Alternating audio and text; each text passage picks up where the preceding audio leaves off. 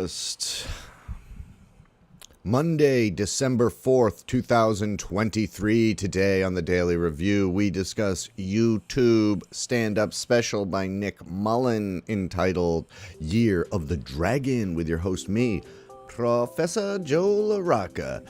I have, I don't really review the stand-up stuff anymore because it doesn't, although it gets a lot of views usually, people are really sensitive about what they find funny, because your sense of humor really does define your personality in a lot of ways, and your ability or inability to connect with people, I think, has a lot to do with sense of humor. Not that you have to be funny, but or that you have to be anything in particular, but it is like certainly a defining feature of somebody's personality, almost as much as, what is this guy trying to do? Wait, sorry. I'll turn the camera. They're rebuilding the Dunkin' Donuts, and I thought a guy was going to try and he is. Yeah, that guy who's on the motorized wheelchair, tried to go in there. I thought he was trying to go in the restaurant. And I wanted to be like, dude, it's closed.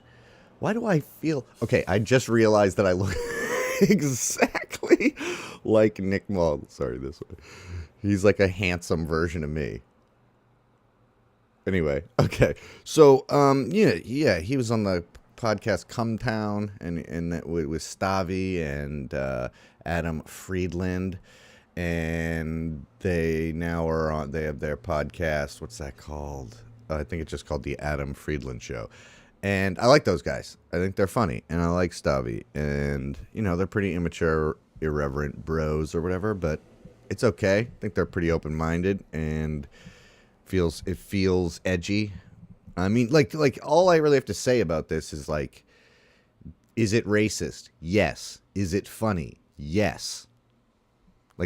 They're not... Because, because of the angle that he's coming at it with, there are jokes that play off of stereotypes and stuff like that. And I don't need to talk about this. All I have to say is that I found this funny. You might not find it funny, but this is what stand-up is supposed to be like, I think. Or at least one section of it should definitely be like this, where in his heart of hearts, clearly he's not a fucking racist, bigoted person. And I don't think that these types of jokes then inadvertently promote racist ideas or anything.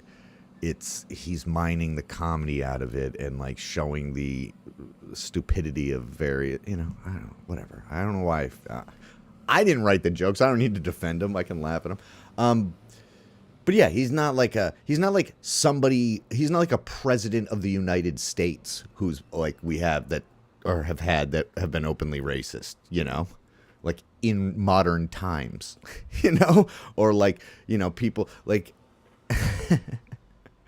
yeah. I don't know. I'm not going to talk about it anymore. I really liked it though. I feel like it's fun when you can kind of hear a Stavi's voice kind of coming out of him, like a joke that, but it's different. He's telling it in his way, and I'm not saying that Stavi wrote it or that he wrote for Stavi or anything like that, but that there's that overlap. It's like when friends hang out with each other so much that they have their own little language or use similar turns of phrases and stuff because it becomes your own personal vernacular. I think that's I love that stuff. I'll also, just on a technical thing, I love how no budget this is what a stand-up show should look like. Your stand-up show probably shouldn't have a crane shot, you know what I mean? It's antithetical to what this is. A small room, low cameras, there's no set or lighting or anything. He's just in front of he's at the Comedy Works where is Comedy Works? Atlanta? LA? New York? It's probably LA or something. I look particularly yellow today. Sorry.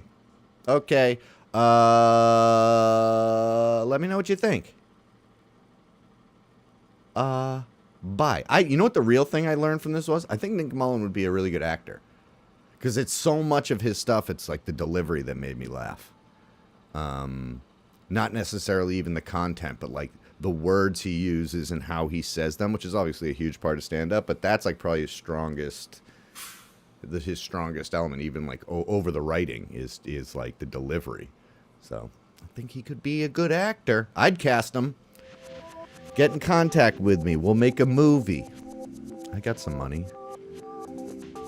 Costs $100 to make a movie, right? Okay, bye.